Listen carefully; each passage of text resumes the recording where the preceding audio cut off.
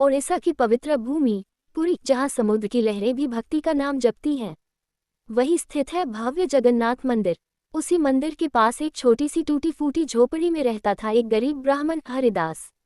हरिदास के पास धन नहीं था, न कोई परिवार, लेकिन उसके पास एक अनमोल खजाना था, भगवान जगन्नाथ के प्रति अटूट प्रेम। हर सुबह वह सूर्योदय से पहले उठता, समुद्र किनारे स्नान करता, मंदिर के शंख की ध्वनि सुनते ही हाथ जोड़ लेता। भिक्षा में जो भी मिलता, चावल, सूखी रोटी, कभी एक दो फल, उसमें से पहले भगवान को अर्पित करता, फिर स्वयं खाता। लोग अक्सर उसका मजाक उड़ाते, अरे हरिदास, भगवान को क्या तेरे सूखे टुकड़े चाहिए? वह मुस्कुराकर कहता, उन्हें मेरे टुकड़े नहीं, मेरा प्रेम चाहिए। एक वर्ष भयंकर तूफान आया, कई दिनों तक बारिश थमी ही नहीं, रास्ते बंद हो गए, कोई भिक्षा देने बाहर नहीं निकला। 3 दिन 4 दिन हरिदास के पास खाने को कुछ नहीं बचा। भूख से उसका शरीर कांप रहा था, लेकिन उसने मंदिर जाना नहीं छोड़ा।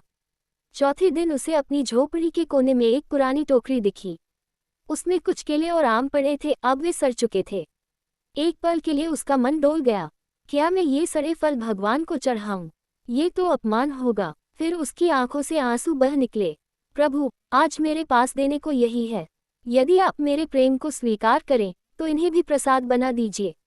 उसने उन फलों को साफ कपड़े से पोंछा, जितना संभव था सड़ा हिस्सा हटाया, कांपते हाथों से मंदिर की सीढ़ियों पर रख दिया।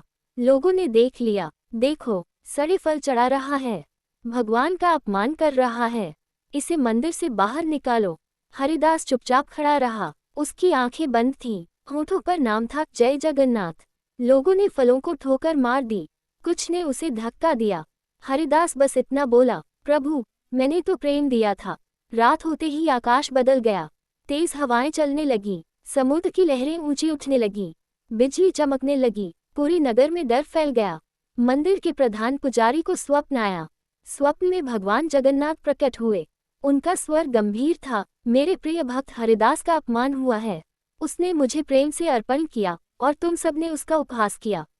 यदि प्रातः तक क्षमा नहीं मांगी गई तो यह समुद्र सब कुछ बहा ले जाएगा। पुजारी भयभीत होकर जागे, उनके शरीर पर पसीना था। सुबह होते होते समुद्र और उफान पर आ गया। मंदिर की दीवारें कांपने लगीं, लोग चिल्लाने लगे, ये तो प्रलय है। तभी पुजारी ने सबको स्वप्न के बारे में बताया। सब स्तब्ध रह गए, हमने एक सच्चे भक्त का अपमान किया। सारा नगर हरिदास की झोपड़ी की ओर दौड़ा। हरिदास अपनी झोपड़ी में बैठा था, भूखा लेकिन शांत, आंखें बंद, हाथ में माला। लोग उसके चरणों में गिर पड़े, हमें क्षमा कर दो। हरिदास घबरा गया, मैं तो एक साधारण ब्राह्मण हूँ। तभी मंदिर से संदेश आया, भगवान की मूर्ति के अधरों पर फलों का अंश लगा हुआ था, जैसे उन्होंने स्वयं प्रसाद स्वीकार किया हो।